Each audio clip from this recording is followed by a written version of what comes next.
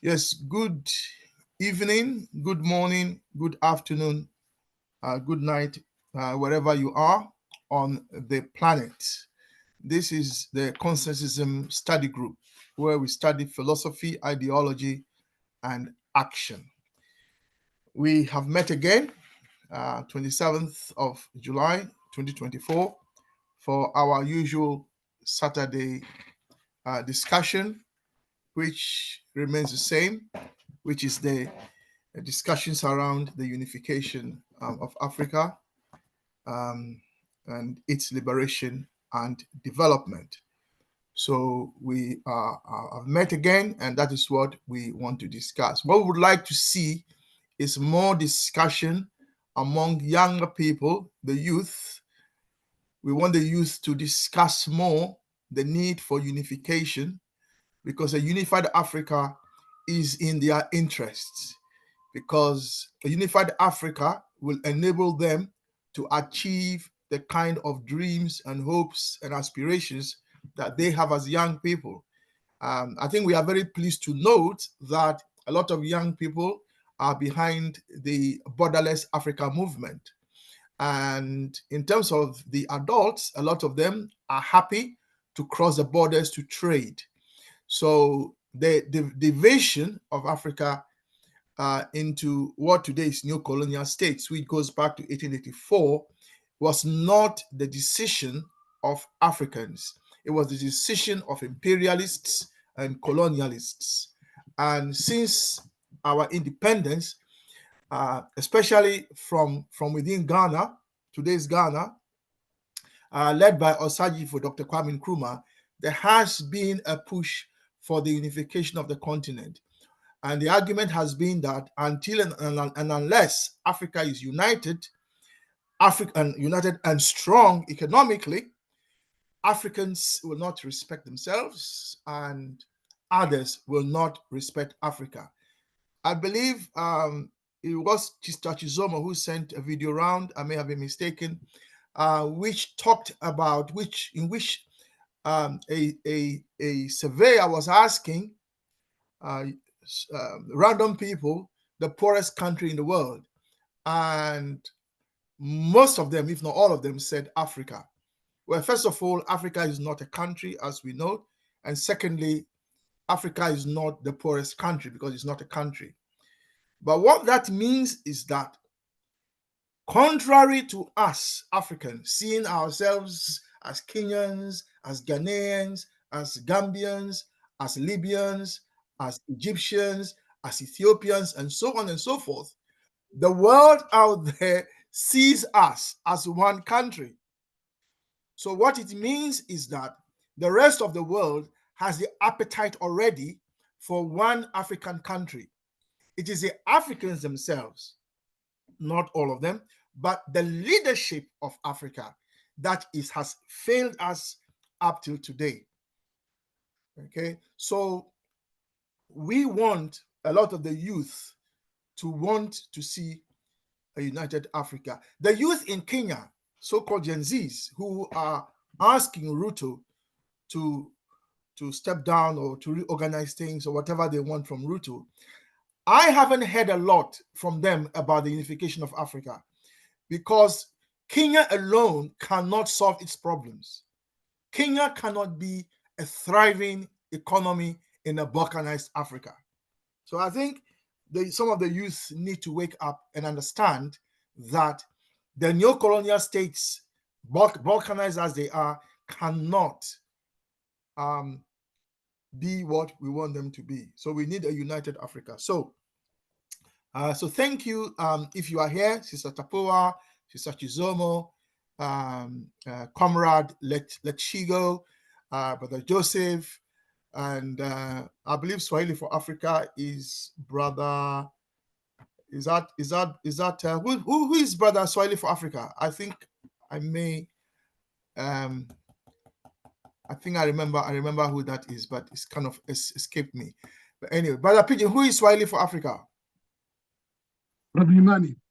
Brother Kimani, yes, I thought that was bad. So, so welcome, and Brother Simon Chibi is joining us. If you are watching us if you're watching our recorded, well, yeah. So thank you for those who are going to watch us as a recording when we record this event, which we always do, and share on YouTube. So the time is 12 minutes past 9. We shall hear some of the news from around the world, and then we will go on to hear the presentation on the age of candidates for the leadership of the neo-colonial territories, which is what we are really discussing. The discussion is around how old or how young the elected presidents, because not all of them are elected, like in Swaziland and Morocco, they are not elected. The heads of state are not elected, just like England, the same. But where the heads of states are elected, they are aged, whether how young and how old they should be. This is all to do with the colonial, the new colonial territories. So, yeah. So we shall hear the news, and then we shall hear the presentation from the brother, our dear beloved brother Pigeon, who, as you know, would like to be one of the youngest presidents in Kenya. Hence, his interest in the topic, which we understand. So I'll let Brother Pigeon chair the news part of this evening. And then once it's done, I will then chair his presentation and the discussion. Is that okay, Brother Pigeon? So if you are ready, Okay.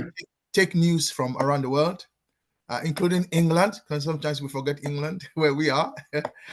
Yeah. Thank you. Okay, Brother Kwame. Meanwhile, thank you, everybody who has joined us. Meanwhile, I expect probably you might have some time also to go through the continent and only pick maybe one or two that you think might be missing that you'll be able to share with us towards the end of the news update. Okay. All right. Yeah. So thank you all. It's always a pleasure to have you around. Because we, out of this, we are able to understand more, learn more, and be able to be aware of so many things going on in the continent. But our main intention for Saturday is Africa unification. It has to take time. And we are taking time, but we are making some progress slowly by slowly. We are getting more people who feel like there should be actually unification of Africa. I think, Brother Kwame, in our last class, there was a survey by Barometer that was showing how many people or which countries are looking forward or are supporting the removal of the borders. And the number is somewhat positive, even though the northern part of Africa was appearing to be more negative about the idea. But it shows that the majority of ordinary citizens are supporting the unification of Africa. And the biggest unification, first of all, is to remove these neo-colonial borders as we move along. So thank you very much. Now we'll go to news updates, and I'll start from Kenya as I give space to other people to come in. And the news update in this section is what news are either geared towards our unification or are either taking us away from our unification, dividing us more. Those are the key news you are interested to get. Probably what unites us as a people, as a community, as a continent, or what news shows that we are getting to be more divided as a people, a community, or a continent. In Kenya, it's very surprising that I saw today the Prime Minister, former opposition leader who now joined the government, was signing documents in the Ministry of Foreign Affairs for his application of Africa Union Commission chairperson. An application that I made to be interested on the same position on March 1st, and the president ignored my letter. I did an email to AU, and in fact even notified the Minister of Foreign Affairs. They didn't take my interest seriously, and I just saw the opposition leader signing the same documents today, which means with the blessings and the backing of the government has fronted him severally to be part of the next chairperson of Africa Union Commission. It has been said that Professor Lumumba has been also going for the same, but the government has been silent about this. We know very well from just assertion that Ruto has been supporting Raila strongly, and now Raila has given back hand by coming in this government to support Ruto when the Gen Zs are in the street demonstration. So the government is uniting with the opposition. But that only means the unity of the conservatives and the liberals, who realize that their interests are at danger with the younger generation coming into protest, And therefore, there's a unity coming in, but that unity is also dividing us a long way, because Kenya is experiencing a division of the political class, the old political class, and the younger people in the streets. And one way or the other will say that I don't think if it is in this level where the unity can also be positive or negative. Because to us, we see like there's a unity of the political class who appear to be the enemies of the people, and the younger people in the state are keeping to be more divided, running to form their own political party. Others are running to speak on their own. Others are saying they're leaderless, partyless, which means to the younger generation, they are not realizing the essence of the unity or their unity, but the old political class are realizing the essence of their unity. So basically, that's what I can easily report from Kenya in the land or in the angle of unity of us as a people. So let me get to more people in the forum. If you feel to have any question, feel free to ask us or to raise it. Brother Joseph from the Caribbean, any news? Yeah, as I reported last week, CARICOM, the heads of government conference, which was postponed or delayed from the 3rd of July, owing to Hurricane Beryl, is now going to take place, start from tomorrow to the 30th. And of course, it is being held against the backdrop of 2 events in the region. What is happening in Haiti? I heard an official from the CARICOM boasted that they played a big role in what is happening in Haiti right now in terms of the transitional government, so-called, and so on. But there's another interesting event taking place tomorrow. And I find it very intriguing that the CARICOM heads of government conference is taking place at a time when there will be general election in Venezuela. And of course, the West and the Americans in particular would want to see regime change there, and they're almost already celebrating. I don't know for what. Maybe like the situation in South Africa. They seem to have the formula of torpedoing governments through the ballot box. So Venezuela will have the election. And of course, we know America's and the West's attitude towards Venezuela. We know that Trump has said that if the attempted overthrow the last time around was successful, they would take all the oil free. So we have to have eyes on that. And then bearing in mind that although not much is said on the international scene, the government in Venezuela have been very helpful and help not just the CARICOM. That's why when CARICOM countries, when the Americans attempted to begin a war in Venezuela years ago, because in some forum they were able to block it. I mean, most of them, not all, excluding Jamaica excluded, and a couple others. So we have to pay attention to that event coming up tomorrow, because it could either make or break the region. And what else? There was something in relation to that. Yes, I was going to say yes, the African Venezuelans, who are one of the most oppressed, I mean, and marginalized group, have benefited from that, the socialist government, first under the late Hugo Chavez and now President Maduro. So I want people to pay particular attention to that. And then finally, the region is rattling right across the Caribbean with unprecedented violence, whether it's in Barbados, whether in the Dutch and French island of St. Martin and St. Martin, and Jamaica, all the Caribbean islands, Trinidad in particular. Well, it have kind of simmered down a bit in Grenada for the time being, but the whole Caribbean is being affected by violence, which in a lot of ways supported by the U.S. I mean, the flow of guns from the U.S. and Canada. I'll stop here. Thank you. Thank you. In case anybody will be having questions regards to what Brother Joseph has updated, just feel free to raise your hand so that you can get some answers on that. Let's get to Brother Imani in Ethiopia. Brother Imani, who is Swahili for Africa. Any updates from the headquarters of AU? Brother Imani.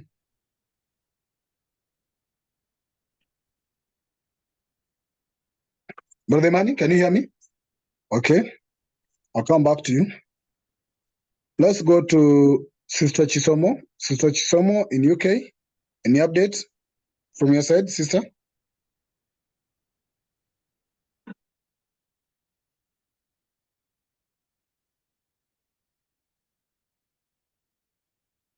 Sister Chisomo?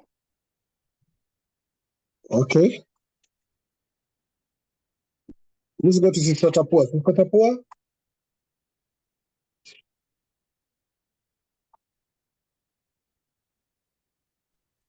Hello, everyone. Hello, sister. Zimbabwe is in the grip of the preparation for the SADC summit. And there's just upheaval everywhere because the government is trying to, one, present face that all is well. In the meantime, people in the underground are trying to organize for protest, some of it on WhatsApp. And it's just a war on the platforms, on the social media platforms, with people saying you should, you shouldn't, people talking about that no one is going to hear us. And there's also an element which is really worrying. Zimbabwe has been in the grip of some kind of flu. People are saying it's COVID. We've had a few deaths that have been unreported.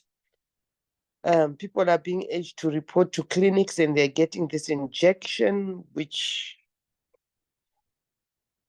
is worrying because you don't get injections for flus. Anyway, the story behind all this is because the government is worried that if they claim or if they proclaim that we've got COVID, then the summit will not be held here. It will be virtual. Vendors are being removed from the roads. People are being prohibited from just getting into town. They're asking for IDs. Roads are being tarred and flowers are being planted everywhere, and everyone is complaining about just the whole idea that we need to pretend that we're okay when we're not. And then you've the people who've been detained, they're still in detention. The opposition, that lady with the child, is still there. The church is not saying anything as expected. People are afraid to speak out. We've been seeing billboards in neighboring countries with the woman with the baby on her back in prison garb, particularly in Zambia. So it's very tense here. And we're supposed to have a holiday very soon. So a holiday that entails people moving back to their rural homes and so on. But there's a threat that they won't be able to do that. So we know we're all anxious.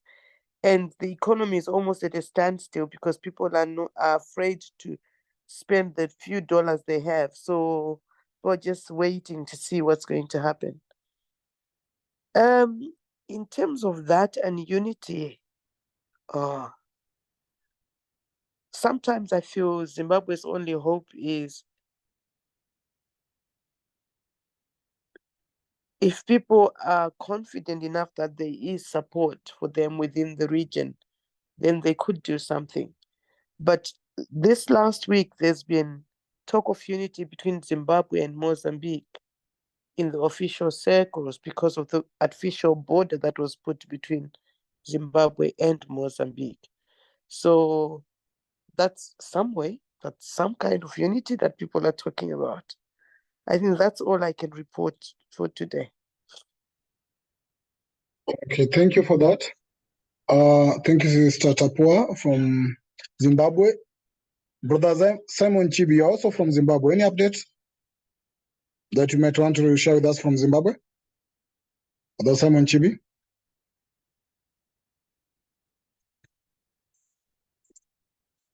Thank you for the time. Yes, as been said, Zimbabwe is quite a moment. It's very peaceful. We have challenges here and there, which is normal.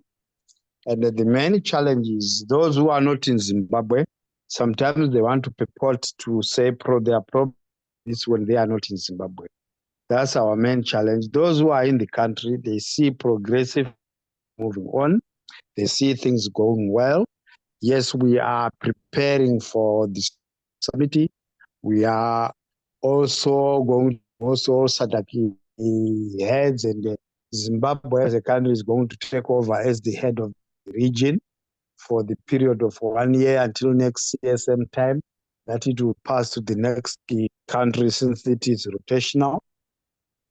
Yes, those who are outside Zimbabwe, they normally have a lot of talk which might not be what is exactly on the ground. When you go on the ground, when you are in Zimbabwe, you find things are very different and they are not as perpetrated from outside. So that's the main challenge we are having in Zimbabwe. And also whatever challenges which are happening in our neighboring countries, they tend to affect us because there is the more free movement of people from Zimbabwe to South Africa, Zimbabwe to Botswana, Zimbabwe to Mozambique, Zimbabwe to Zambia. We are neighbors, so you find the situation, and sometimes people want to act, those who are outside Zimbabwe, from where they are to try to influence situation in Zimbabwe. But they don't want to come to the country and they say what they want so that people will join knowingly what exactly is on the ground. Rather than somebody who have not been in the country for the last 5 or 10 years who purport things are like this and this in Zimbabwe, he doesn't want to come to Zimbabwe and they see on himself or herself what exactly we are experiencing and what is there. Although there might be challenges, sometimes challenges are over-escalated so that people will not see the reality on the ground. Yes, like any family, any household, whenever you are having visitors, you tend to over-clean your yard. That is what is happening in Zimbabwe, that we are expecting heads of states. There is cleanup of most of our towns so that we are preparing for their coming, which is normal in any household or any country, to prepare for any visitor coming to show what exactly we are capable of as Zimbabweans, as citizens. That's what I can briefly say from what have been said. Thank you. Thank you. Thank you for that. Let's go to Brother Raspala in South Africa.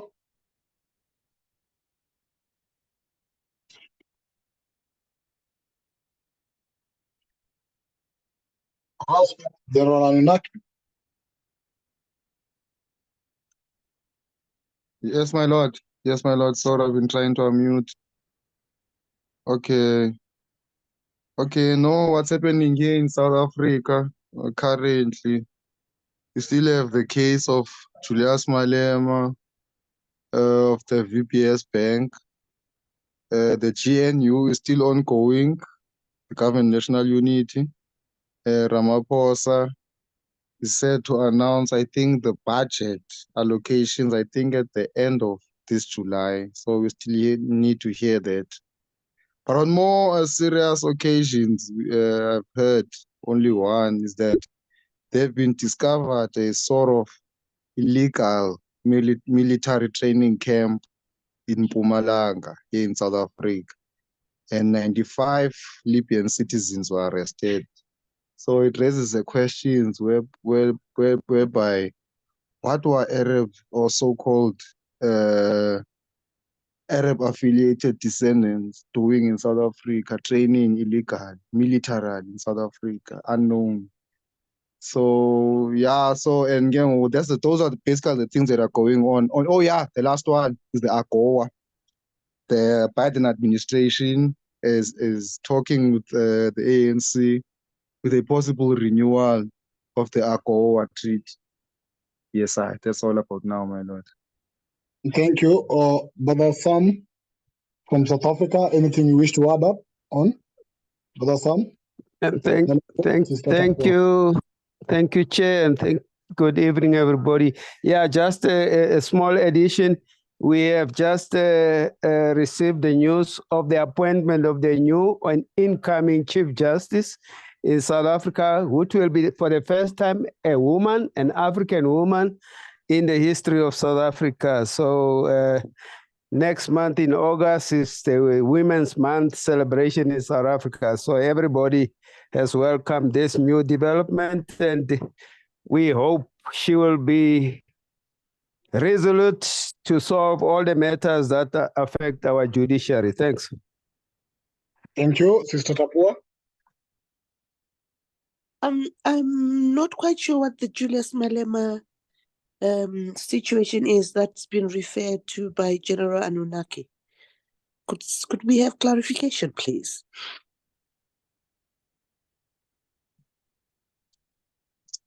General Sala? Yes, give thanks from Africa. Yes, I. Okay, no, what I was saying that the issue of the VPS bank there in Limpopo, I think it's in Limpopo. So this issue of the VPS bank, there's a corruption case ongoing whereby they are accusing Julius Malema and I think the deputy president of the AFF, Floyd Shivambu, to be part of that corruption. So they are fighting the case legally.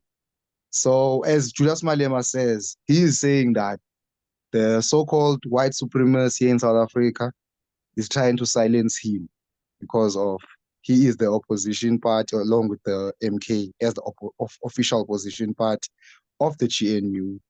So basically that's what I was trying to say. Thank you. Thank you. Thank you. I'll come to you, Brother Joseph. Let's share go to BC first. I think you're not new, unless you're new in the class. Please, let's share go to BC. Feel free to unmute yourself and probably introduce yourself and share with us any update from wherever you are.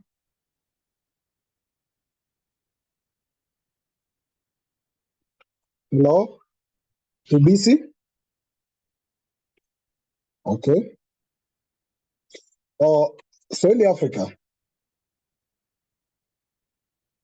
But the money is there any update from Ethiopia?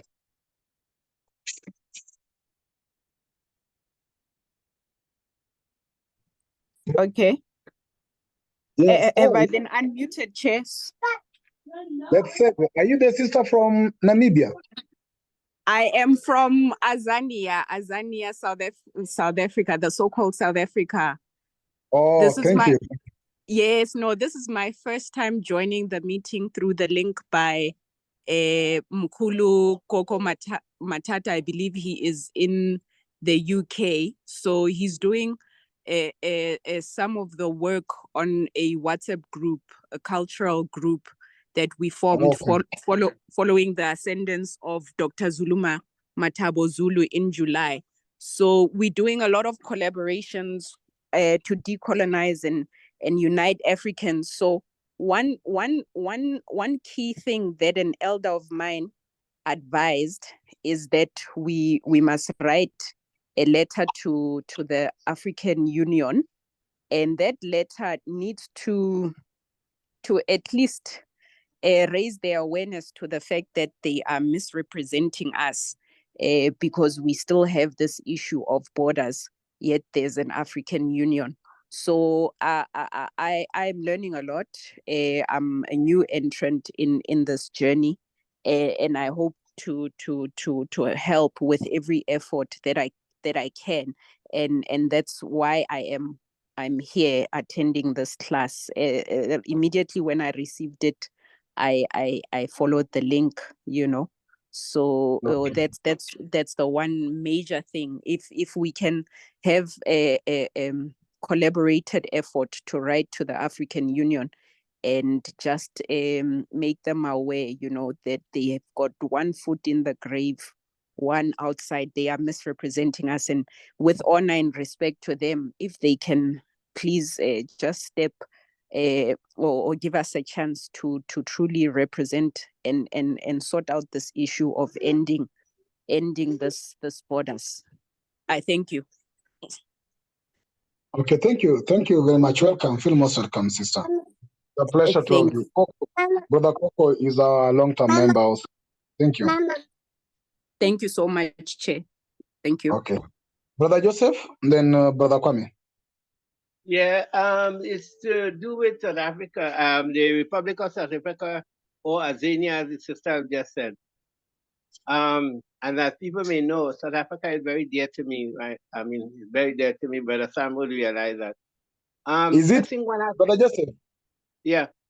can it be the ancestral home? You know, people are doing DNA tracing. Yeah, but no, but I'm more associated with West Africa than East than South. But I mean South Africa because I mean I was part of the struggle for to end apartheid, and Okay. also became a follower of Biko.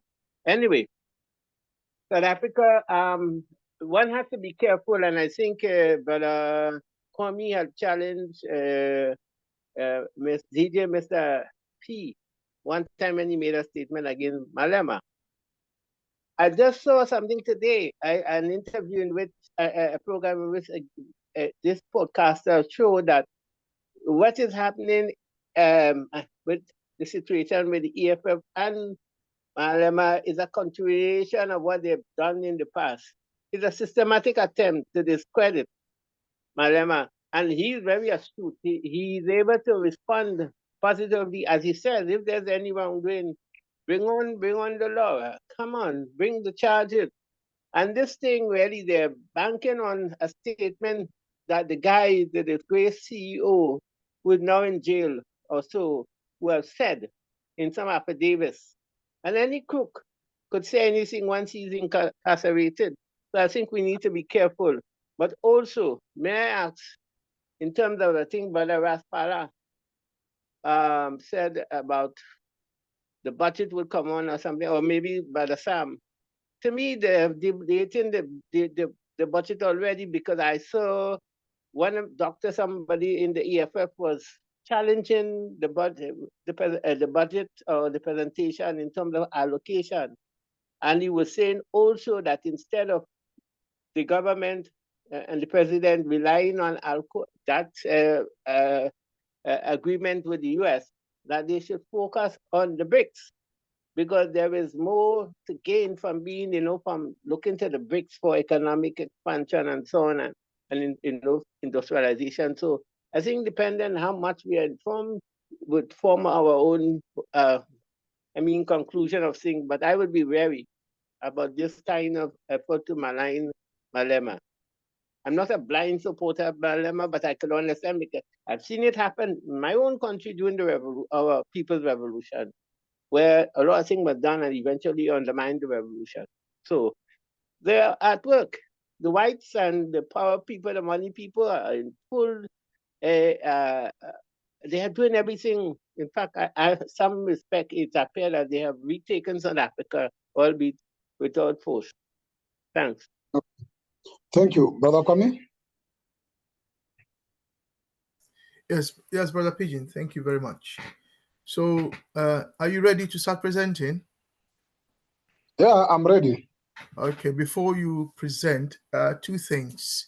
So the first is that in the UK, the Westminster government, the new government, the Labour government, has taken a different stance on the ICJ's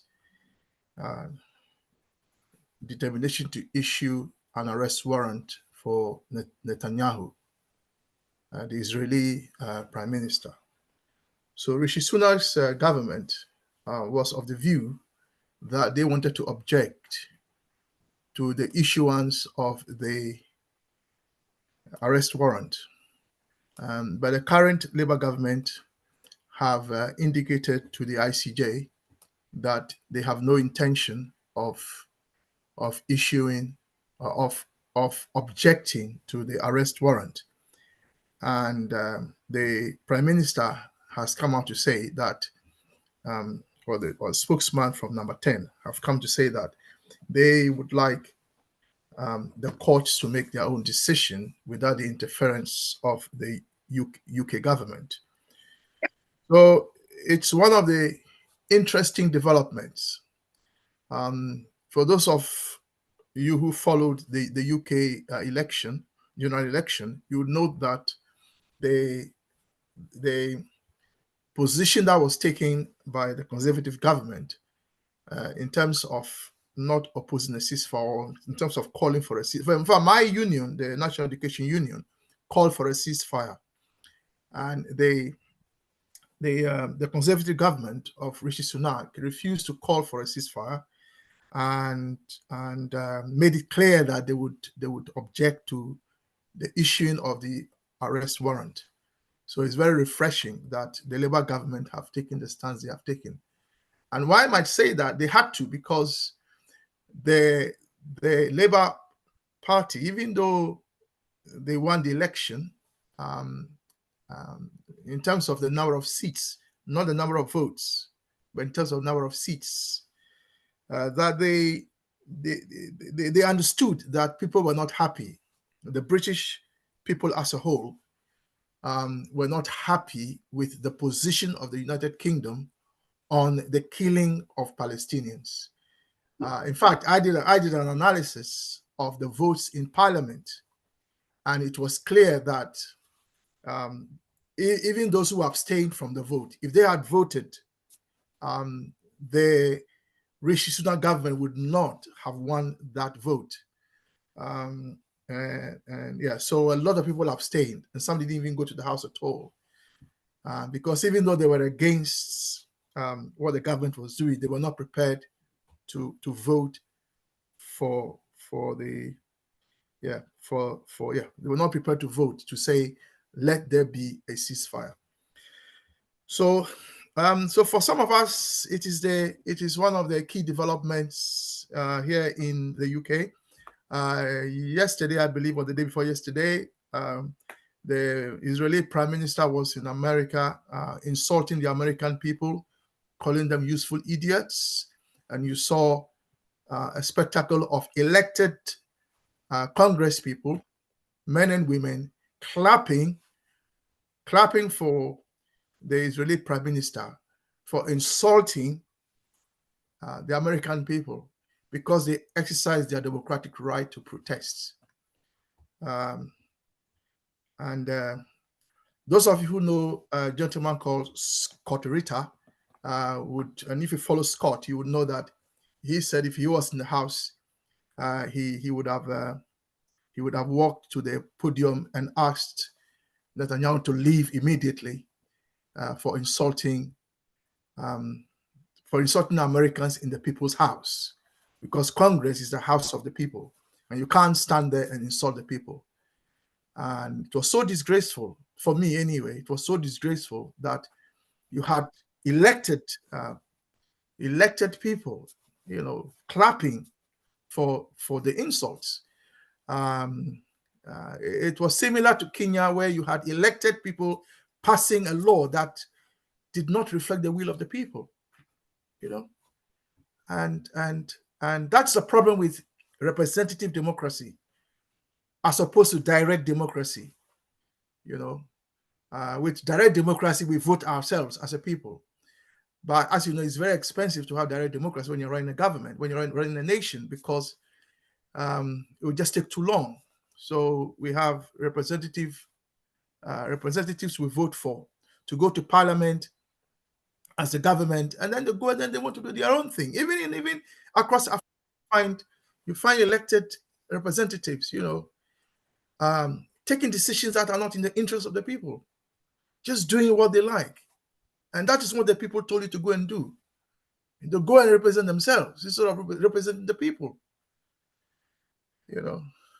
So from the UK, that is what I can report. In terms of the unification of Africa, why that is important is that, you see, our philosophy as consensusists, that is the progressive Pan-African ideological and philosophical position, is that all human beings are equal. And we don't accept the idea that an Israelite, a Zionist, not Jews, because Jews are not all Zionists. So we need to differentiate Jews and Zionists. We don't accept their philosophical position that somehow, if you're a Zionist, that you have the right to life, or that your life is more important than the life of a Palestinian. We just don't accept that. Which is our philosophical position, that all lives are equal. You see, all lives are equal, and it doesn't matter whether you are a man, a woman, whether you are young, you are old, whether you're a baby or an old man or woman. All lives are equal. That is our philosophical position, and we don't accept also the idea that the human race has different races within it. We don't accept that. The human race is one. There's only one human race to which we all belong. And in this human race, there are different ethnicities.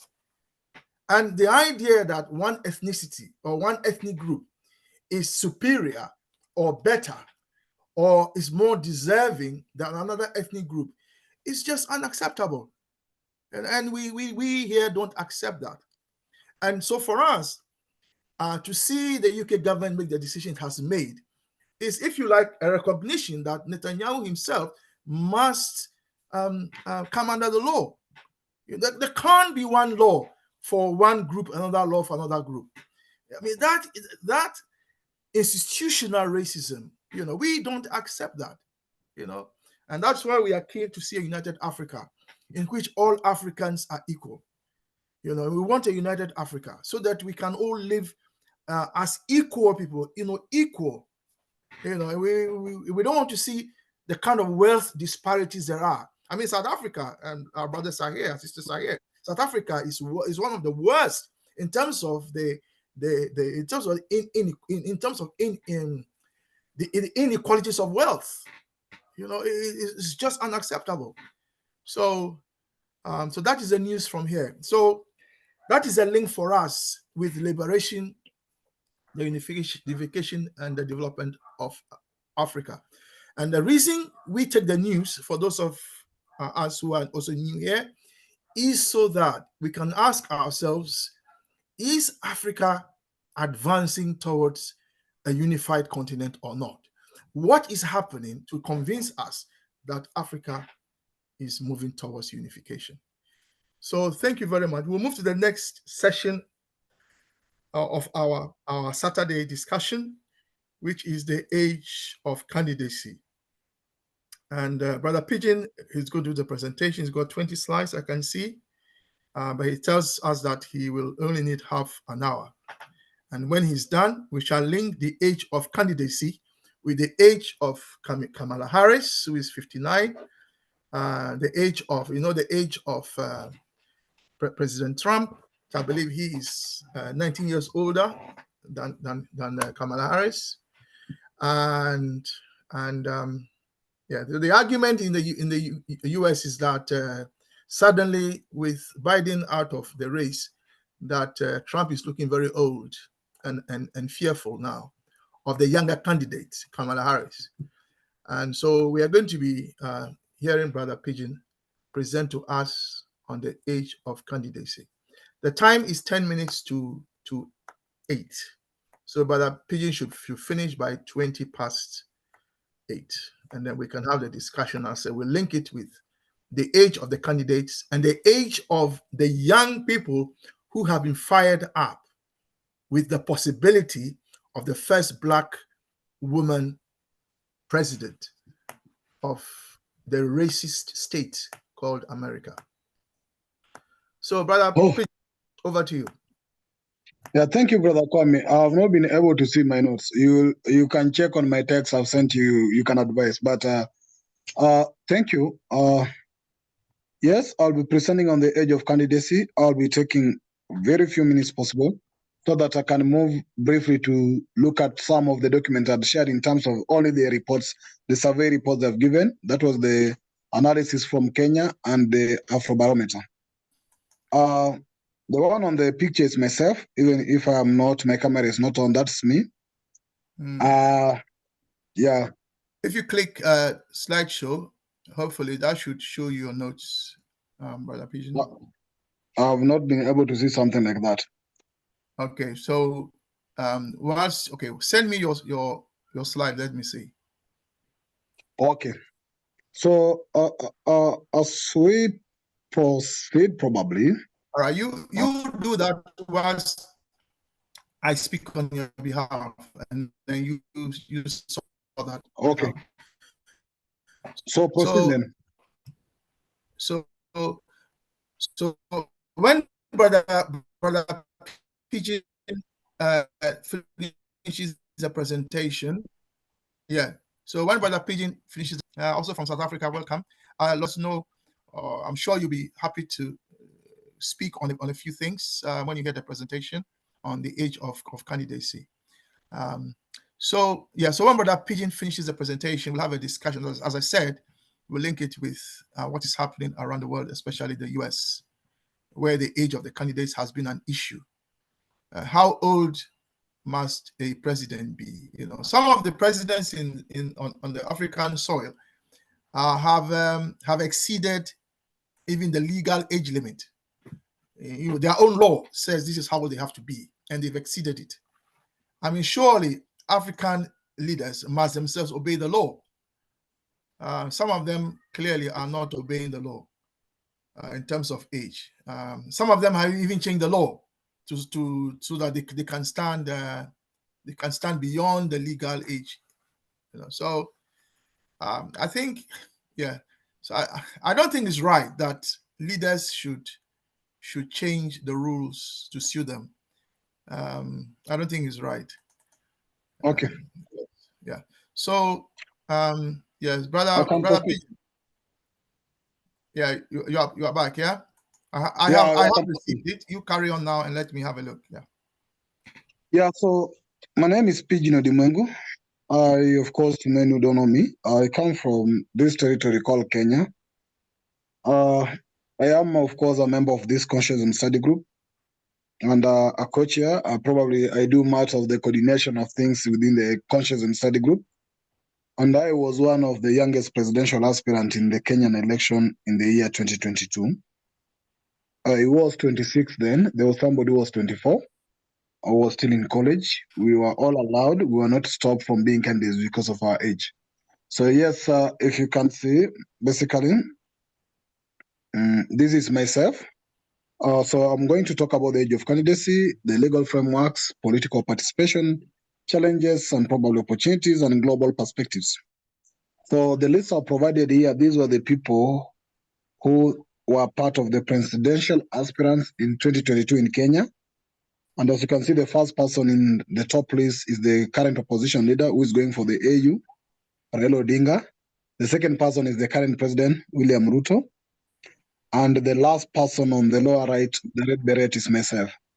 So this was part of the magazine advert that was put in the daily news. They were preparing already for the presidential debate. And if I was to qualify, I was probably to join the presidential debate. So these are among other candidates. But I want also to bring an aspect of checking the age here. You see, young there was 26. There was a lady up here who was around 30. They were old, like other old men here, like Raila Odinga is now almost 70 something, going to 80. There was Nixon Ubu there, who was also aspired for several times. So we were a mix of various ages here.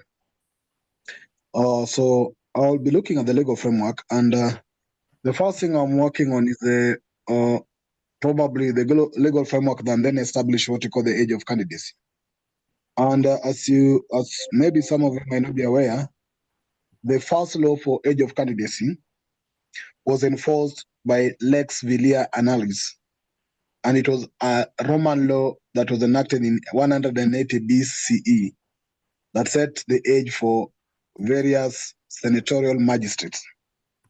So this was actually set, and it was proposed. The law was proposed by Lucius Villas, and on a tribune of the plebs after various debates or previous debates that was within the Senate pertaining the age requirement for magistrates. So that's how it came in. Yes, brother Pigeon, can I step in there? So you need to put your presentation in slideshow mode, so we don't see the slides on the left. That's where it is. So if you click slideshow on your screen, after home, you're at home right now. Go to insert. You go insert animation, then slideshow. If you click that, you should go into slide mode. You are coming out of your presentation. Stay in the same presentation and just click the slide. If you're not sure what to do, I can upload it for you, so you can just do the presentation. Okay. All right, brother. Upload it for me. Yeah. So if you click slideshow, you got design, transition, animation, and slideshow on your screen.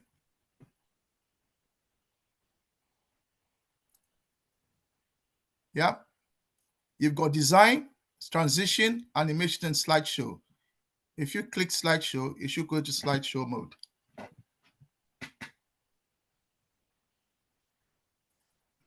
That's it. But now I will not be able to see my notes. Anyway, let me proceed. Okay, in that case, go back to where you were. I didn't know you had separate notes, but even if you have notes, you should be able to see it underneath your screen. No. Fine, it's okay. You go back to where you were then, if you want to. If you can't read the notes, in the slideshow mode. Yeah. Okay. Okay, let me just proceed because now it's becoming impossible even to get back to where I was.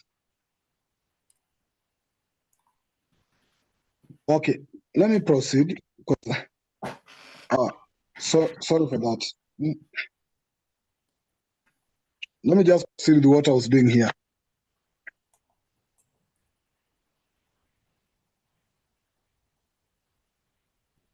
I think this is okay. So let me proceed with what I was doing.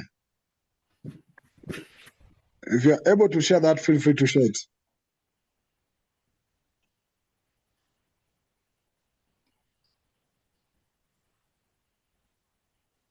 Yeah, so what I was saying is that I was looking at when the introduction of this age thing came in, and it actually came in based on the law that was to stop people who become magistrates. And this was brought by the increase in the competition of those number of people wanted to become magistrates. And that's why they actually came up with the law of age of candidates. That's the initial start of this, in 180 BC.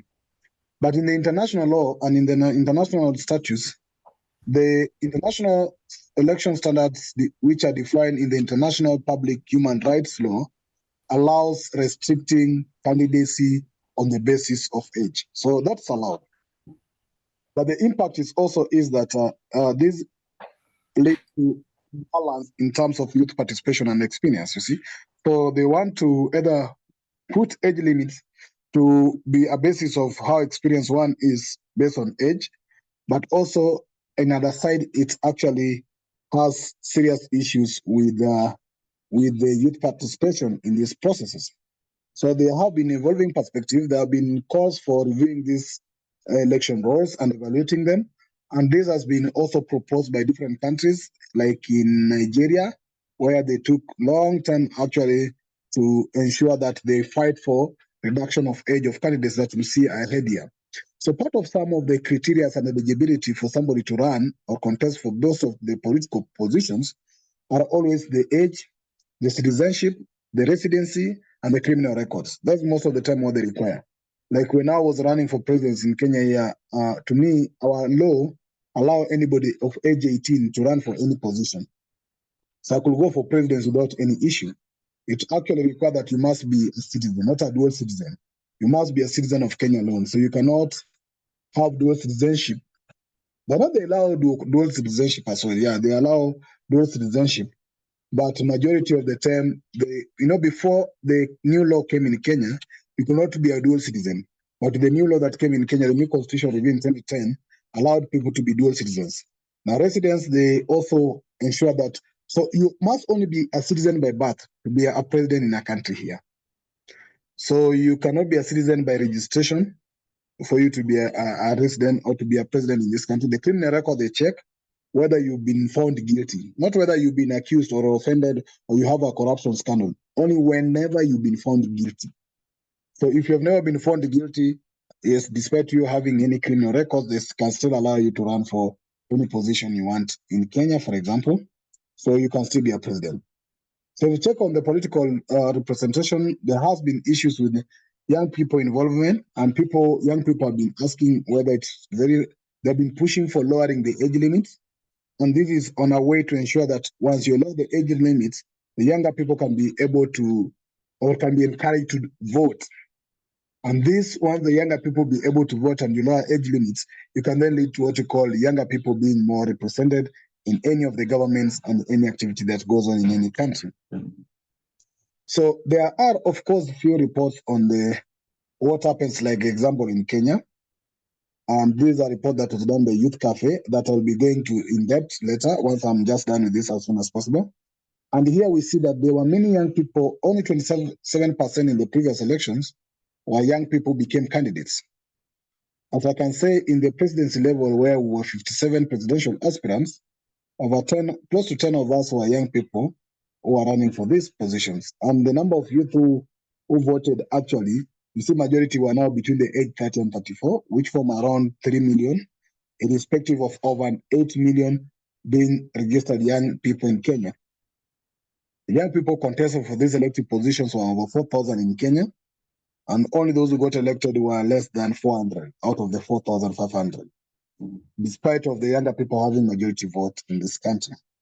So this is basically a few statistics. When you check on the statistics of the previous election also, in terms of the total number of registered voters in Kenya, 39.8% were young people, with females forming around 49%.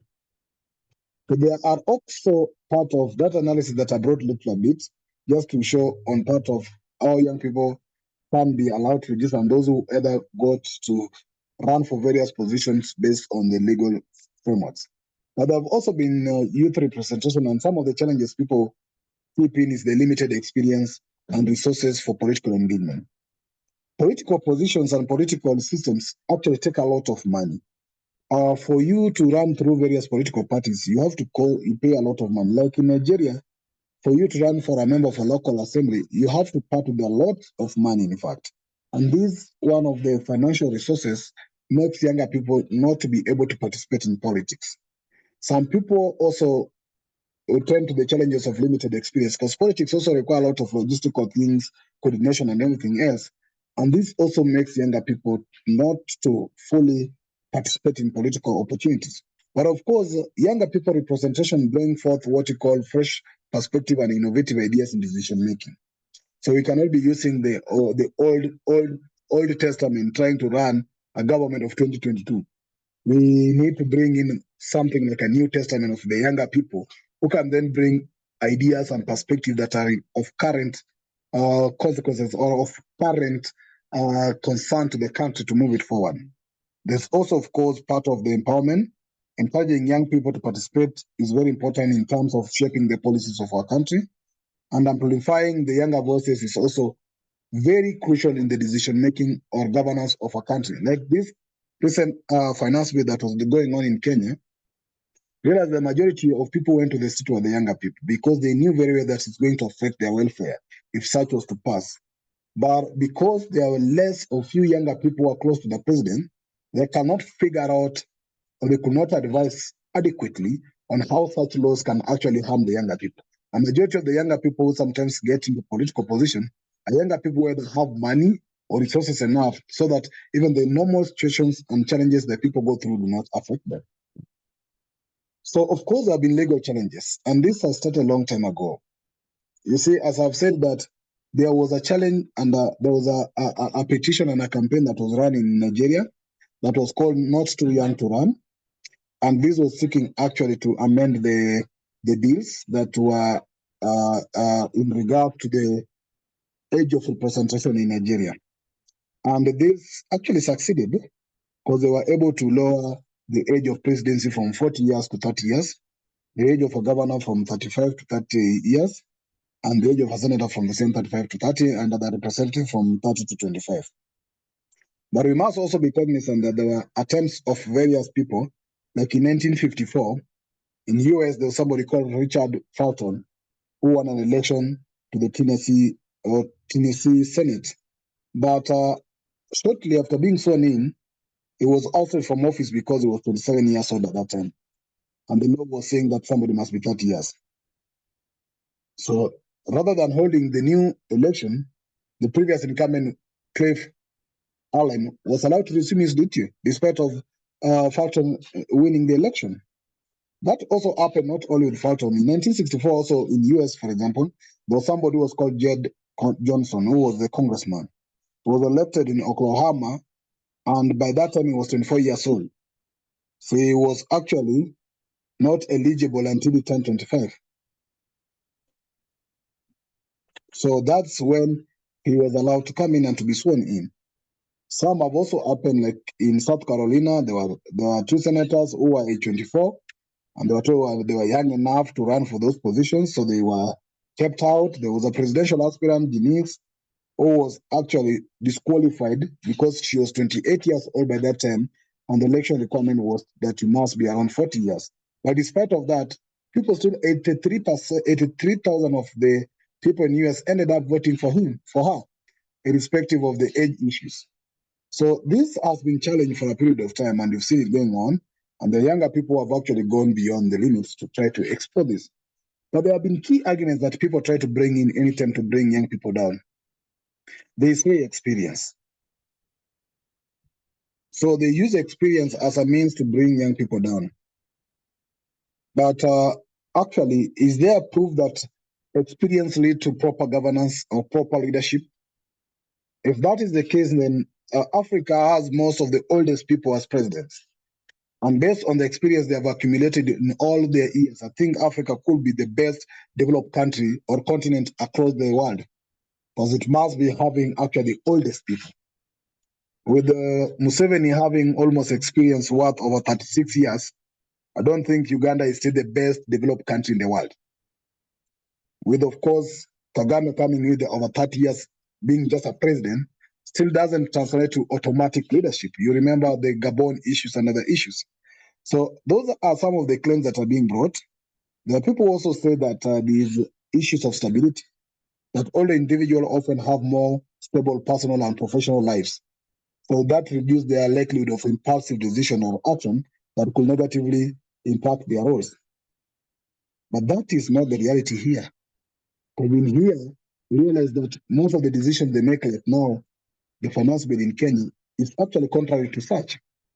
The financial security is also an issue they talk about, that greater financial stability can provide a buffer zone against external pressures and allow for more focused approach in decision making. But still, even the richer people who are politicians in Africa still do not act like that. In fact, the greater they have their financial ability, the more they forget about the ordinary citizens, and the more they make policies and decisions that actually contravene the interests of the majority citizens in Africa. They also bring claims of maturity, that the maturity is often related with better emotional control, reducing the risk of impulsive and reactive behavior. But those are just perspectives.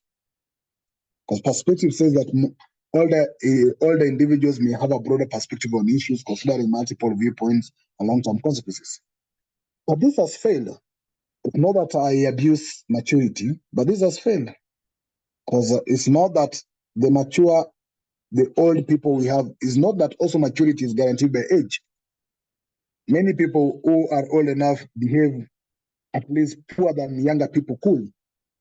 So those are the few claims that they have been putting in regards to making younger people or objecting the younger people interests. But we have also these struggles that have been made for policy reforms. In the United States, of course, many people have attempted to lower this age limit. In the UK, there's also attempts for lowering the age limits. Like during 2000s, the British Youth Council and other groups successfully campaigned to lower the age of candidacy requirements in the United Kingdom. The age of candidacy was reduced from 21 to 18. Also in Kenya, in the Constitution of 2010, actually removed the age limits for various positions, and that was reduced to actually, because presidency was still 35. But the new constitution, the age for contesting for any position in Kenya was then brought back to 18 years, the age that allows you to vote. That's the age that was used to be a qualification for you to be running for any position. So there are, of course, a global perspective here. If you look at the whole world, the countries with the yellow, some of them, I know some are out, but the countries with the yellow are actually countries that have age limits that are actually beyond 30 years. So you can see some part of there are some parts of Africa and India, the yellow parts. The blue parts are actually people allow age for contesting various positions between 25 to 29, and that's almost the majority across the globe. The red part is where we have age limits between 21 to 24, and you see it almost in most part of the Russia up, South America, and majority of some part of Africa, including Ethiopia. And the age of 18 is here in Kenya, which allow age of 18 to contest for any position. There are also some other parts of lower South Africa and other parts of the islands up to the Canada up there. Then other parts do not have data sufficient enough to work on. So the international standards have said that international electoral standards, which are actually defined in the international public human rights, allow restricting candidacy on the basis of the age. The interpretation of the International Convention for Civil and Political Rights offered by the United Human Rights Commission or Committee in the General Comment 25 says that any condition may apply which apply to the exercise of the rights protected by article should be based on objective and reasonable criteria. Objective and reasonable criteria. And I don't think that the limit of age has been any objective or has ever been any reasonable in regards to as far as the development of a country is concerned. There are comparative analysis, of course, like in Nigeria, a person must be at least 35 years of age to be elected president, vice president, and also to be a senator is 30 years, as I've said. In China, the minimum age to be elected for president is 45, while other citizens can be also elected at the age of 25 or 18 for other positions. In the Central Republic of Africa, the Article 36 of the 2016 Constitution of the Central Republic of Africa says that somebody must be 35 years old to run for presidency. As I've said, in Nigeria, in South Africa, the Section 47, Clause 1 of the 1996 Constitution of South Africa said that every citizen who is qualified to vote for the National Assembly is eligible to be a member of the National Assembly. So that's also there. So those are few of the summative analysis in Africa, but there's a whole list of this, which I've also shared here in comparative analysis. In this screen here, you see, for example, countries like across the globe and locally, countries like Albania is 40 years, Algeria is 40, Angola is 35 for presidency. Of course, those other positions are also there. There's also Equatorial Guinea 40, Estonia 40, Ethiopia is not indicated because they don't have the president. They have the prime. There's a president woman, but the age is not indicated here. In Ghana, it's still 40 here. I don't know if it's correct, but that's the latest news I get. Guinea-Bissau is 35. Those are the few figures you get around. But now I want to talk about also a bit of what I'll touch on the Afrobarometer analysis, which here indicates those who are supporting the minimum and maximum age limits for government heads. So the people between age, the ones in the almost orange support the minimum age, while the others in blue support the maximum age. So if you see the comparative analysis across the ages, it's almost 50-50. Almost a half of the population support both the minimum age and support also the maximum age. And that has been seen also across various countries. The percentage is not big. The number of percentage that support the minimum age is almost the same as the number of percentage that support maximum age. So that's what we have looked at in terms of those comparative analysis in different countries. So the majority of still people who still support there must be age limit, minimum and maximum. Because this is now very important in terms of not only minimum, but the maximum. So to my own analysis is that there is need to lower age of candidacy to at least 18 so that to allow more young people to participate in politics. Because I believe that if one person is allowed to vote, I believe that should be a presumption enough, because there's no logical or scientific proof that whoever is mature enough to vote is immature enough to lead. Because you count on that vote to produce for you a candidate who runs a country, and if you can entrust that vote to a person, then why don't you entrust the leadership of the same country to the same person? And that's the argument that I don't find it right. And my push is that the younger people across the globe must be allowed to vote. And at the same time, when they get the vote, they must be allowed also to be leaders across the globe. Because limiting the aspect of the ability to lead or to contest makes them resort to other means that are outside the or so-called democratic means. And those will go to the streets, the coups, as we are seeing in various countries, so that they can still get into the leadership. So countries should not act actually to divide instead of uniting a country by putting age limits that bar the younger people to contest or compete in various countries' leadership and programmings of the country to develop a country.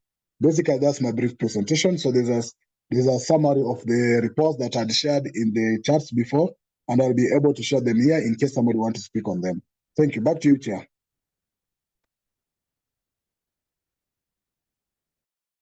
Yes, Brother Pigeon, thank you very much. So can you summarize your argument? What is your central argument? That's what I made in the last statement, that my central argument is that leadership is not based on any age. Leadership is either inborn, or if you want to say leadership, because there's a perspective of leadership. Some people say that leadership is learned. Other people say that leadership is inborn. People are born to be leaders. Others say people are trained to be leaders. And if people are, I believe in the aspect of majority of younger people being born, or the people being born to be leaders. And over a period of time, they can groom their leadership. That's why in African tradition, still, when the king was dead, the lineage still could come and assume leadership based on no matter the age of the younger person who was in that system, but leave the monarchical system. It has been proven in Africa, and many of the younger people participated, like Patrice Lumumba, like now Thomas Sankara, like even Ibrahim Traore. They are not old enough to be exempted from leadership, unlike if they were to follow their restrictive rules. So there's no correlation between age and performance. There's no correlation that scientifically can. Older people or younger people are the best leaders. Therefore, limits of age in leadership is not scientifically correct. Okay, so what would for you would be the minimum age? We've seen what you presented to us, but what would you suggest as the minimum age for a president? I'll suggest that the minimum age for a president should be 18 years in majority of countries where the minimum age for voting starts with. So most of the countries across the globe, almost over 90% of the countries, allow the age of voting being 18. And I believe that should be the minimum age for anybody to contest, not only for presidency, for all positions. So what is your position on the sign? You said on the sign. The science of brain development says that the amygdala is not fully developed until we are 25 years old. So even though someone will be voting at the age of 18, they are still not, in terms of brain development, their brains are still developing. It's not until 25 that the amygdala is fully developed. After 25, then the amygdala is fully developed. What do you say about that? My reaction to that is that we have 60 years who, based on your analysis, should be more developed in terms of mind, but that has not translated to any development of their countries. Therefore, I didn't say mind. I said brain development. Yeah, I'll say that there are over 60 to 70 years who have developed, if we assume your theory, there are over 60 to 70 years.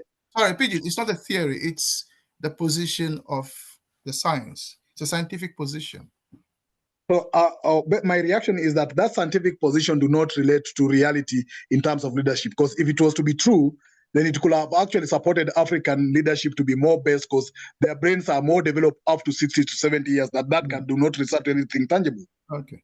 Do you think that, by the way, brothers and sisters, I'll open the discussion for us to have the discussion. Do you think that the state of Africa is to do with brain development of neocolonialism? The state of Africa. Is it due to the neo-colonial domination of Africa or to do with brain development? Neocolonialism dominates Africa. What I'm saying is, do you think that with neo-colonialism, the age matters? It's not even the age that matters, it's the person that matters, not the age. Sorry? It's the neocolonial puppet matters a lot, not the age of the neocolonial puppet. So you accept that with neocolonialism in place, whether you have an 11-year-old as president or an 82-year-old as president, as long as you have neocolonialism, it doesn't make any difference. Yes, it doesn't make any difference, but it doesn't mean that every lady in Africa must be a puppet of the neocolonialism. Yeah, but if you have neocolonialism, then the leaders will be neocolonial leaders, wouldn't they? That's true. Okay. Then the final point I want to ask you is, what is our philosophical position as conscientists, as far as you understand it, on this question of age? What is our philosophical position?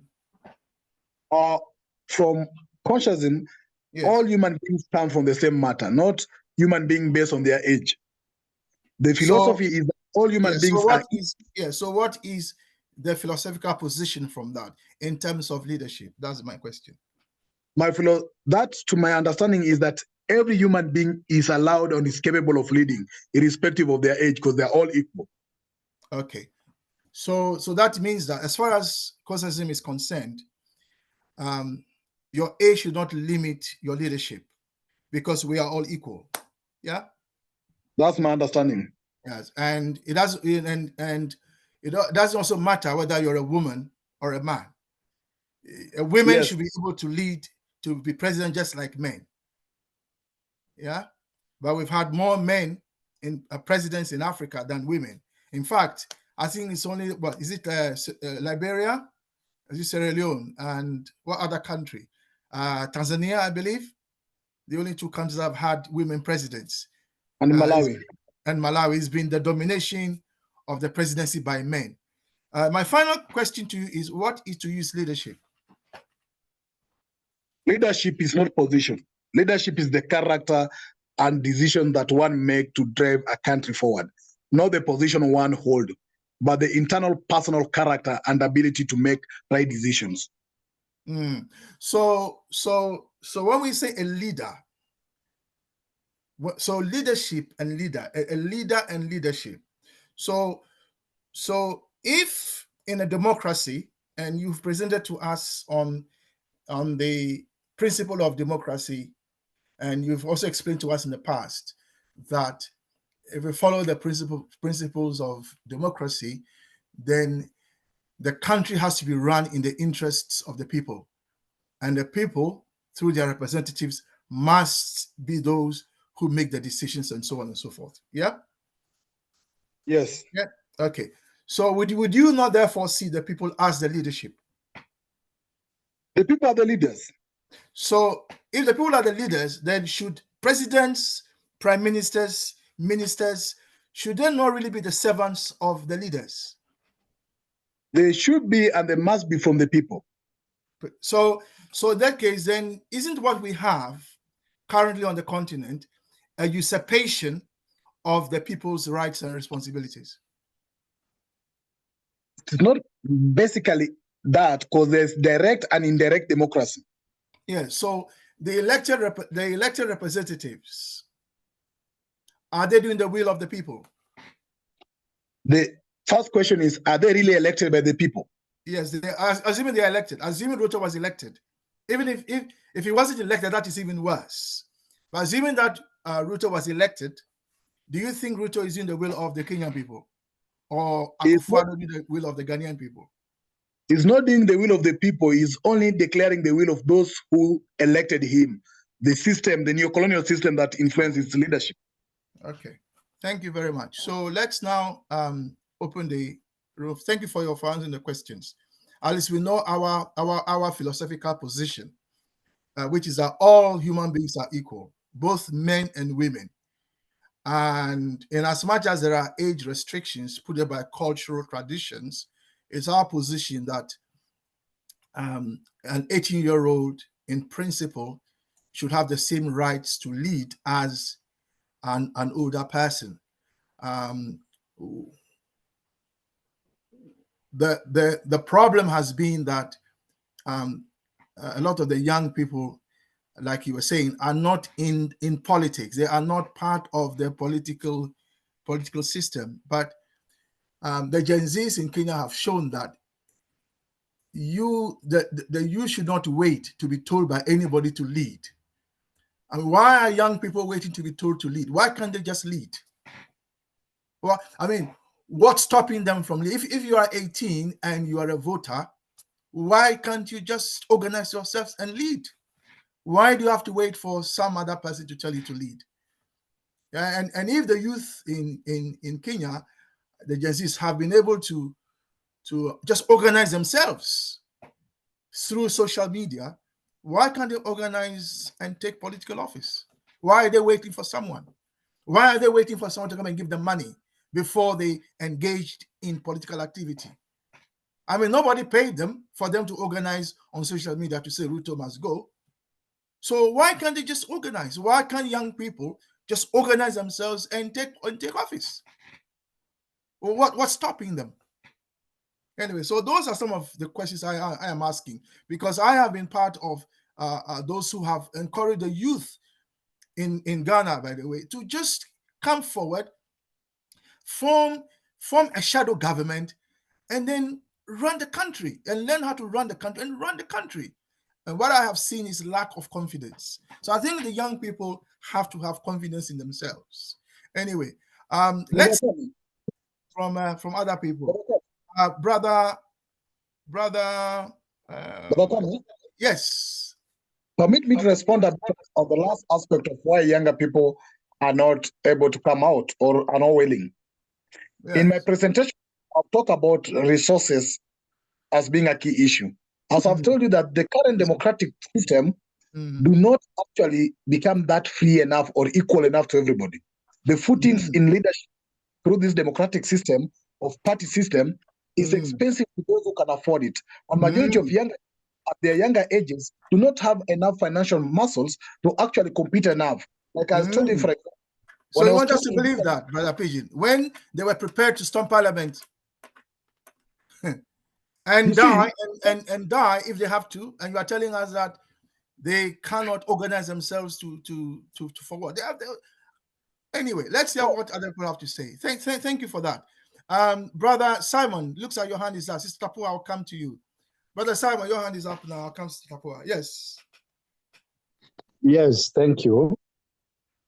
Yes, my view from the perspective that my brother have presented is that, yes, we are looking at the age limit. And sometimes when we were talking from the conscious class that we believe that we should remove the borders, and the borders, they've done more harm to Africa because they were not drawn by Africans. They were drawn by colonizers who continually don't want to leave Africa, want to continue with us. That's a fact. Then the same thing that we should also look at is when we are now reading the laws and we want to adopt the laws that were produced by the same people whom we are saying are oppressors, are misrepresenting Africans. They wanted to portray Africans as less performers than themselves. Then we are also not going to do fair and to our African brothers and sisters. Then if we are now going to sit on the table, look from our history, look from our background, how those were us, their age, and so that we can now propose the minimum age based on the African culture, African values, African perspective, so that we will move forward, so that we are saying something all is colonial. This is where we will say somebody is a puppet. Because when I read much of the foreign laws, then I adopt these conventions, which we have not signed. Then when I am now to lead as a leader or whatever I'm in parliament, focusing mostly on that one. Then I lose my value as an African. I started to look at the values of foreigners. Then this is where our culture is now polluted. Our values are polluted. Then at the end of the day, I will puppet because I'm now trying to portray the foreign values and the foreign ethics. Yes, they are very useful. Simon, can I ask Yes. you now, what does our culture say is the minimum age for leadership? African culture. The African culture, when you were looking for the African culture, they're not mostly looking at the minimum age, as we were saying, but when you look from the history of the African, when you have the leaders from our African archaeologists, those who were leading, for you to be a leader or a team leader, when you are going for hunting, when you are going to lead, when you are migrating, you are given a group, you are leading those groups. Those were mature people. There was no specific age that I can give because our history, we are not tapping from it. There is need more for more research. But we are looking at people who were married by then. For you to be a leader of any community, to be a king, you were supposed to be married.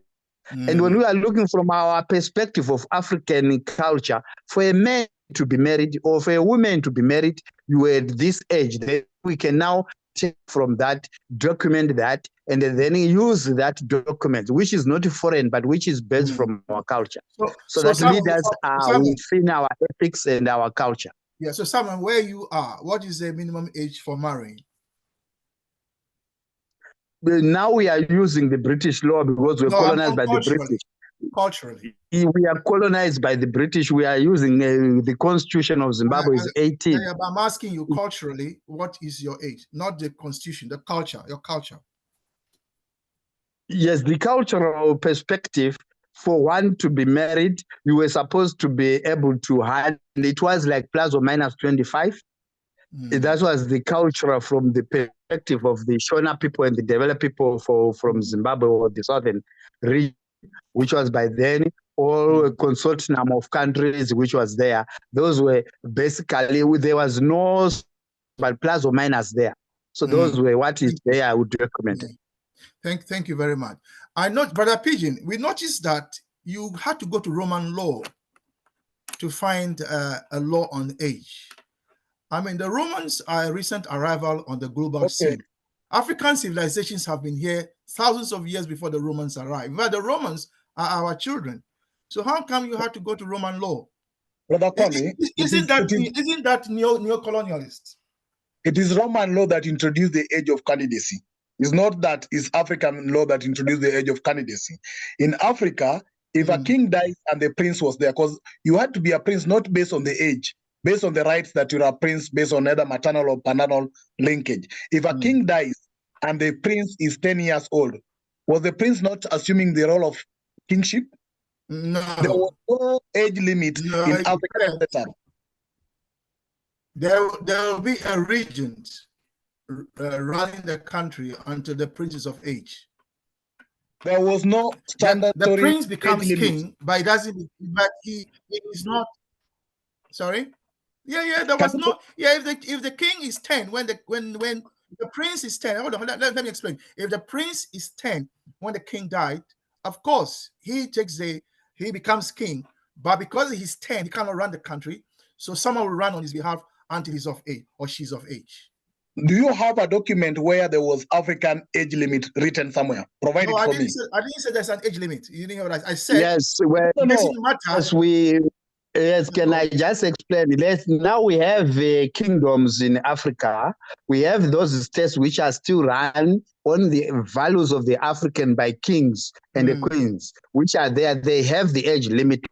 Brother Kwame is saying, when I'm 5 or 10 and I'm supposed to be the prince, then there is somebody who is going to be there guiding me through the process until a certain age that I will take the overall decision. When I'm groomed to go through the process, we are looking at countries which are there. There is age limit. In Africa, we have about 7, 8 states which are still, they call them monarch when they want to give their colonizing names. They say these monarch states, but we are having them. They are running through the African culture, through the African way things were being run. Those are still existing. We have those examples. And we are having people being run in those countries. When you look at them, you find some there is very good governance. Yes, we know they might be polluted here and there because of the globalization that we are talking about, and also importing these other rules which comes in to try and suppress something, because these whites, they have interest there. They want also to tap from our states or our communities. So they also have to influence that. So these are the things that you have. And then normally when you are looking at these foreign-based interests, you find when they come like in Kenya, they will put their military base because they have a puppet leader in Kenya who can support them, or in Zimbabwe who can support them, so that they will now squander the resources. The same when you are talking about the different countries in Africa, we have that situation happening because we have allowed the foreign to get more influence in our constitution rather than us having more influence in our constitution. Yes, the youth should participate, but we have our age limit as a youth from the African perspective. Brother Simon. Okay, thank you. Yes, no, that's fine. I let you speak because I can see you're fired up. you don't normally talk a lot during our classes, so it's very nice to see you wanting to really contribute. So I'm really grateful to you for that. You really contributed a lot. Can I ask you though? Do you think, you said the countries that are run by monarchies are well run? Would you say the same about Swaziland? Yes, as I said, we cannot say all of them are doing very well, but I'm saying some among the 8 states in Africa, they are better. Those others which are not run by monarch. This is an example we are giving from the perspective of our African situation. Okay. Yes, we have some who are not properly being administered because of dilution and other things. They are and sometimes we can say, even when we are in our own African perspective, yes, we have people who betray each other within the same family, within the same country. That might also happen. We might think we have a very good somebody who want to make sure that the country interest and the African interests are there, but at one point or another, you might and then bought by these Western influencers, then you get diverted. That happens in life. But when we are together as a team, we quickly identify that and correct it before it is too late, before we are in a mess that most of our countries are in. Yeah, thank you. And in Uganda, we had a chop off the heads of the chiefs who were not aligned with the people. Thank you, Sister Tafua. And then I'll come to you, Brother Joseph. Sister Tafua. Yes. Right. I think we're discussing leadership in a manner that's too open. Because what leadership are we talking about? Because there are various forms of leadership.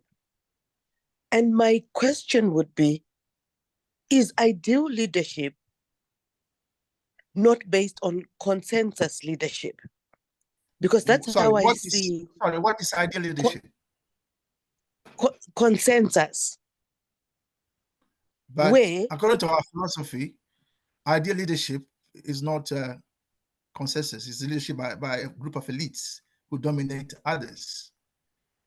In other words, ideal leadership comes from idealism. That's what I'm trying to say. So if you have a leadership based on idealism, you're going to have a tenth of the population or a fifth of the population controlling all the wealth, controlling all the political power. So for us, that is not ideal. That's the point. I'm looking at a situation where if we're going to talk of leadership that's appropriate for Pan-Africanism, we cannot be discussing in the manner in which we're discussing. When you Because say we, even when hold on, Stapua, hold on. When you say we, Brother Pigeon made a presentation. If you want to address his presentation, then say so. But we are all sharing our views on what he presented. If you think he didn't present it in the way that you think is right for Pan-African leadership, then share your thinking with us. my position is, if we're going to talk of leadership suitable for driving us towards Pan-Africanism, then what we're looking at is not age.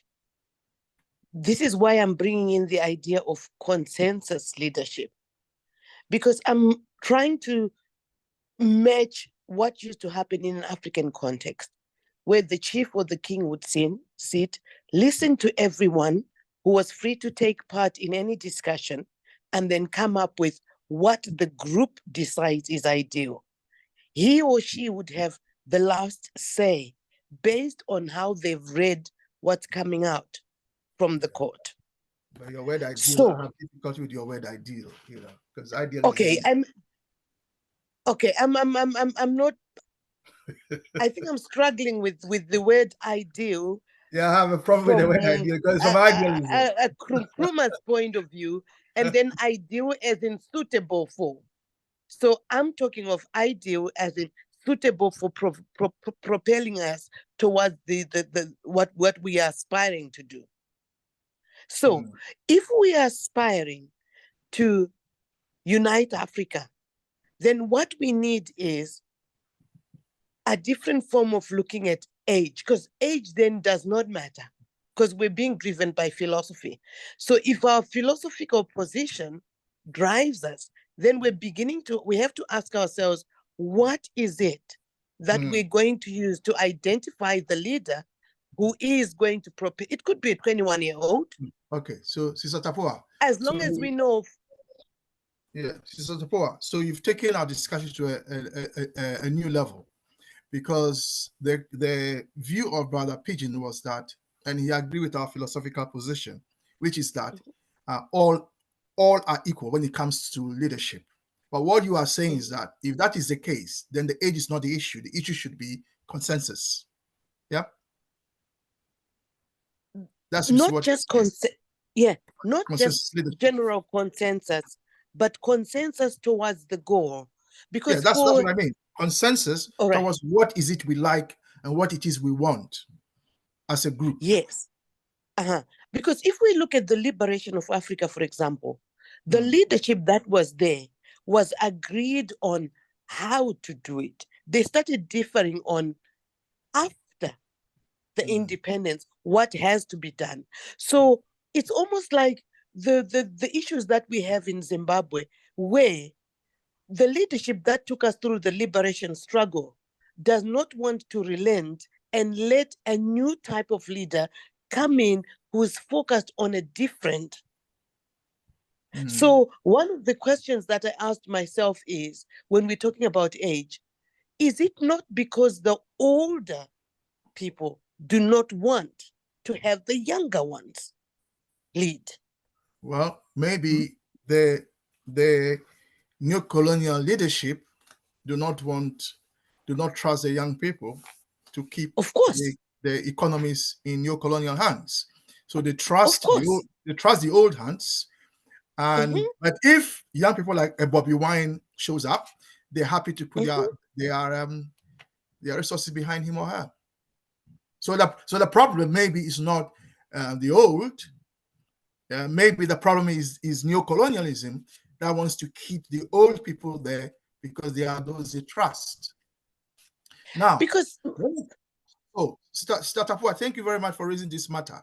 So, in that case, brother Joseph, if it is a case that the age doesn't matter because all of us are equal in terms of, with respect to age, it doesn't matter because we're all equal. And if it's the case that we might have consensus across the board for what we want and what we like, Brother Joseph, shouldn't Kamala Harris' situation be an example for us, where you have the American people now coalescing around Kamala Harris as a cultural icon, in terms of a consensus against another consensus, which is the group that wants racism, misogyny, and so on. Brother Joseph. Yeah, I think certainly we need to ask the question first of all. Are we coming from a position? Are we coming from the well from a mindset of position of influence? Because we have seen in the history of human being where people, a person, in spite of their age, if you look at even in scripture, the influence of the one called Jesus or Yeshua, as someone would, some people would say, the age of 12 was influential in the sense that he was able to challenge some of the people, the leaders, the elders. I'm saying that unfortunately we have come mixed up. We have got the whole concept of leadership mixed up with position. I think that where the confusion becomes. And I could tell you from a personal experience, when the law was changed, and I'll answer you, brother, for me, if you would allow me. Um, when the law was changed in Grenada in from the 21, from the age of 20, well, first of all, those who were able to vote was based on property, and as we had adult suffrage and that kind of thing, the age was progressively changed. And when it was changed from 21 to 18, was the year I was turning 18. But what happened is that the election was being held, I think, on the 6th of December or the 7th of December, where I was going to be 18 on the 11th of December. I tried to register and they wouldn't allow me to register, although I was allowed to be on a political platform. I actually participated in the campaign in that year in support of an independent candidate. So at age not even quite 18, so it depends, I would say, it depends on consciousness. And to answer your question, yes, I think what have happened in the United States right now is that people have seen, they're thinking about uh, what choice in terms of danger versus what might be what is much more comfortable, because a lot of people who are coming together, it's not that they necessarily have an ideological agreement. I mean, like they're like unified from an ideological position, but I think they look at what is at stake, the danger to various sectors of the society, and particularly the young, the people of color, the people with disability, the people with um, different situations, immigrants and so on, who are, classified as immigrants. And so to, to, to respond, they have responded, unprecedentedly, so situations sometimes dictate how people respond. I am told when I read sociology, I am told that there are some societies in Africa, for instance, and other places, indigenous people, who don't have a standing leadership, but they have people who understand the rules of the society, and they continue to work. And if there's a crisis, then they elect somebody to oversee the solving of that problem, that crisis or problem, and then people go back to normal. Of course, you might say that it's remote, that's in the past. So, and now what is happening in the United States, I think, is a good thing for people to really take instruction from. So it's very dynamic, and leadership should not be something that is static.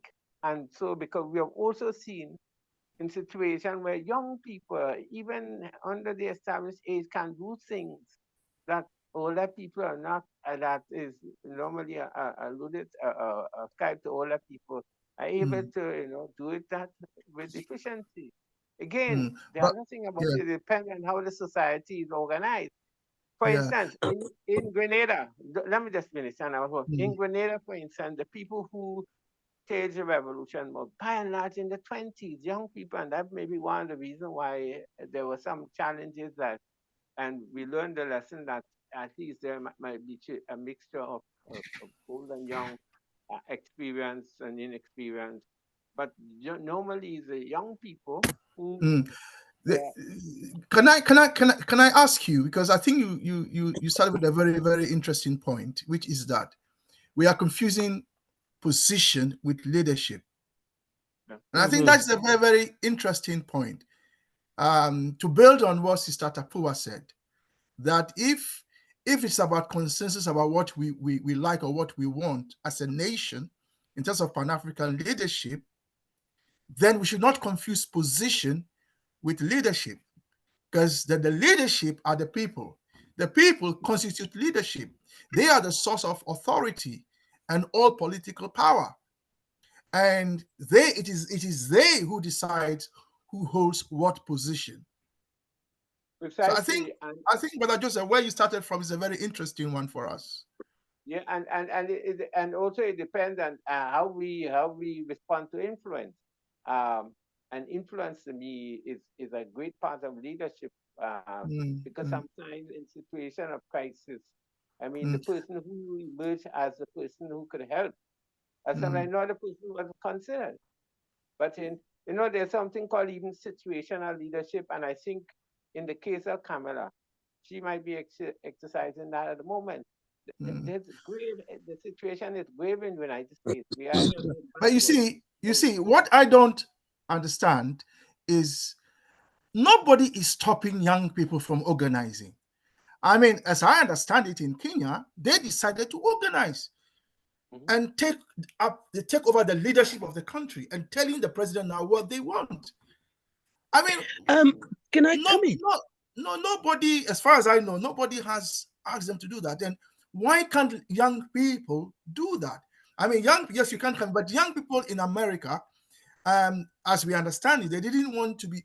They felt they weren't part of the political process because the leader of the Democrats was old, and the leader of the Republicans was old. And now that Camilla has come, they've been energized. These are the young people. But what stopped them from organizing before? Why did they have to wait? Oh, so you're coming. Yeah. And then I like brother Pigeon, who did the presentation, to also respond to some of the things he said, and then we'll move on. Right. Yeah, go on. I strongly feel that the reason why the young people have no confidence is because the system has made sure they don't have any confidence. Because the new colonial system wants to maintain the old dogs that they know they've brainwashed thoroughly to continue and to pass these ideas of pacificity to their children. Therefore, that's why, for example, a lot of the African leadership find it hard to give any power to the young, because the new colonial system does not allow that. They will come out and only give as much as to pacify them. So, for example, I was reading somewhere today that America is busy saying to Ruto, give the youth a voice. But we know what that means. It's almost like saying we're supporting the end of slavery when they actually know that it was economically unviable. That's when they started talking about stopping slavery. So it's the same thing that they're doing and playing all over again. So we cannot blame the youth. That's why we're saying we need to educate. We need to educate the youth so that we counter this. Mr. Kapua, I hope you didn't read me as saying blame the youth. I'm not. No. Yeah. Okay. No. So thank you very much for your intervention, Brother Pigeon. You did the presentation. Any comments so far?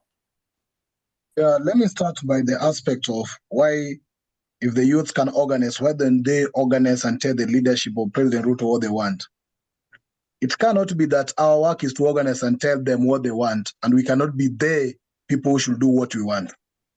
The aspect of putting a limit that the younger people can only advise the leadership, the so-called position of leadership, and cannot be in the positions of leadership is very wrong, because that is looking upon the younger people as lesser people who are not able to make any decision that is necessary for the country. Very, very, very good point. And I hope that That is what you understand we've been saying from day one, that the youth, what do they want? They cannot tell the truth. Yeah. So I hope I'm happy you picked that on board, because they have to lead. Yes, and my issue is that there are so many countries. Kenya is lucky enough that the younger people are allowed by the law to even lead. But in countries like Nigeria, where you must be 40 years to be a president or 35 years to be a president, you leave the younger people only to be in the street to complain. But if they want to take over the position you have, they can't, because you put some laws to stop them from that. And you have arguments that they must be mature enough, have financial whatever, in order to be the leader. That is very discriminative in my perspective, and that do not show any resource of potentials, or that is like discriminating same male and female.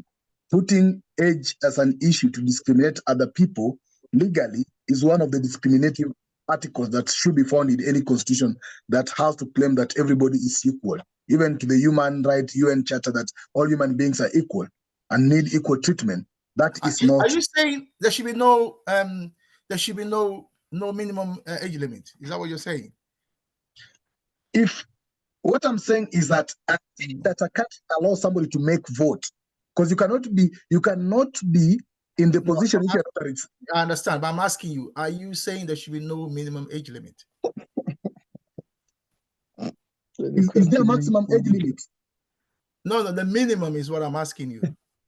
No, if everybody is equal, everybody will have ability to, expressing your interest to lead should not be stopped because you are young. Your ability, your success to lead is some other thing.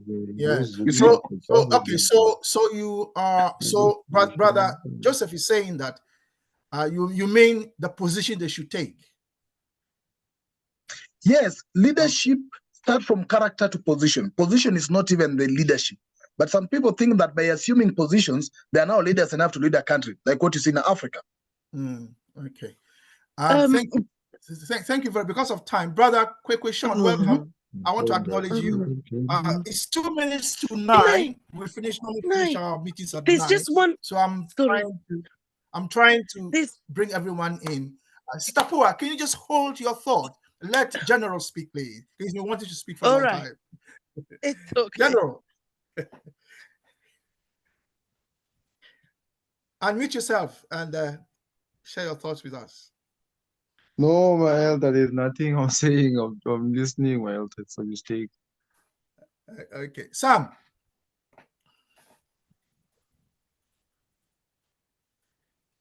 Sam? Hello, Chair. Yep. Any comments? Yeah, no. I think I fully agree with our presenter, but the challenge we are having is that you need to have come of age. In our culture, we take young men to the mountain to say, now you are a grown up, you have gone out of age. I think from that time, and most of that time, it is young men before even they reach 18 years.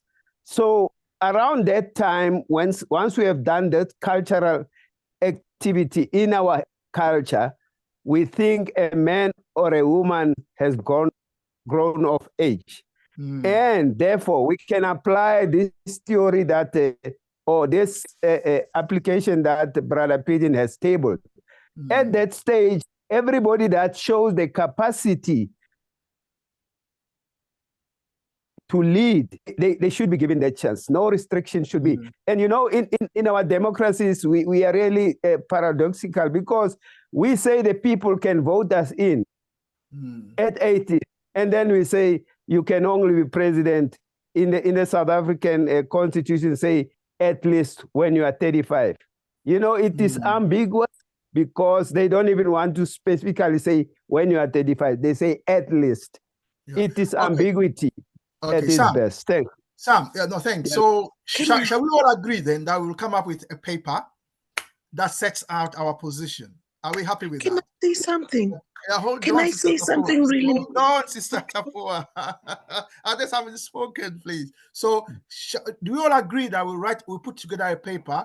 Brother Pigeon, I hope you lead us on that. Put together a paper calling for the elimination of age restrictions.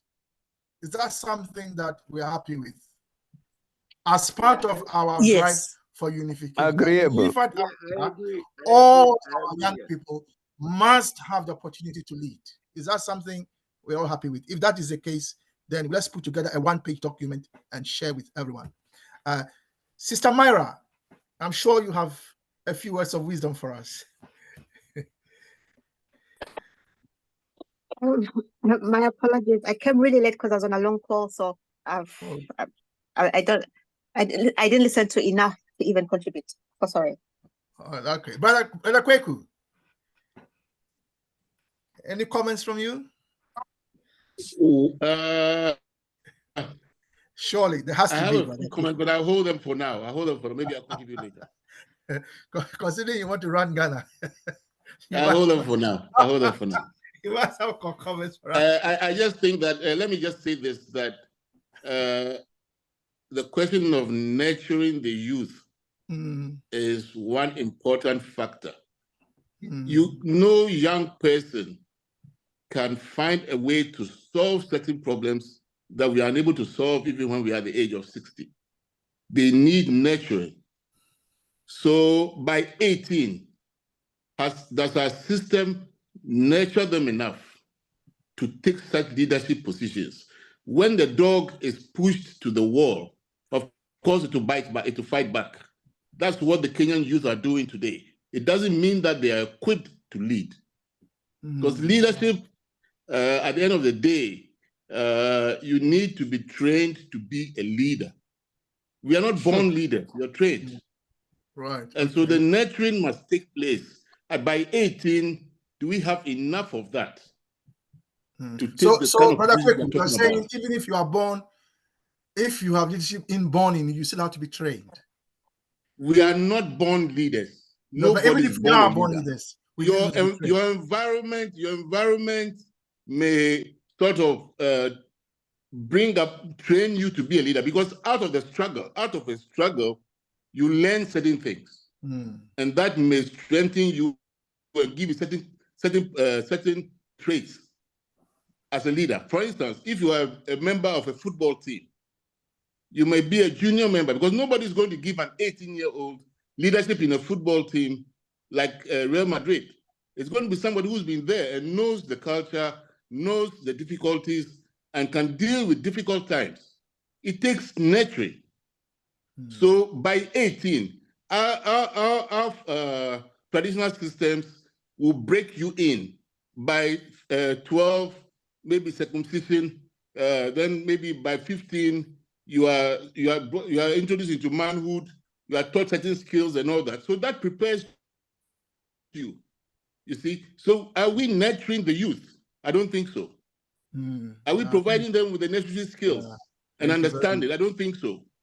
So by 18 today, if you give the government of Kenya to these young people, maybe at the age of 18 to somebody to lead, you're going to get chaos. So my advice is we need to build the system to nurture them. So, Brother Kweku, put together a paper for nurturing the new leadership under a new government. Well, yes, I could attempt that. Thank you very much. The time at least I could do some framework. I'm sure you can, sir. I'm sure you can. Look at. Yeah. Thank you. The time is 5 minutes past 9, and we normally finish at 9. There are some hands up, but I'm afraid we can't continue. We'll ask Brother Pigeon to, because he did the presentation, to share with us his final comments. If he wants those with the hands up to speak, that's fine. And then he'll make the announcements, then we'll bring the meeting to a close. Thank you very much. Let me make my final comment. Let me just allow Sister Tapua to do this, because it seems you have very divergent opinion on this. Sister Tapua, can you share your comment? Yes, I think this is really critical, because part of what inhibits the youth is economic capacity. So if a system is going to be fair to everyone and treat them equally, it means that they should be enabled. There should be something within the system that finances those people who've been identified as youth that are capable of leading. Because we cannot expect the youth to lead against the Tinubus and the people who have siphoned oil money and so on and so on. Okay. There's got to be something. Thank you. I think economy has to come in. Eco-financing for youth has to come in. Okay, so thank you, comrades. I'll just say one thing, that no matter how long we continue to block young people from getting into the so-called leadership position that dictate the resources of our continent, we must also be prepared then to stop them from voting if we think they're not old enough to lead our continent. And then it's very simple that if the continent will not allow the younger people to lead, we'll have a campaign to stop younger people from voting those old people who then actually interfere with the resources of the continent. That's my humble final statement. Thank you.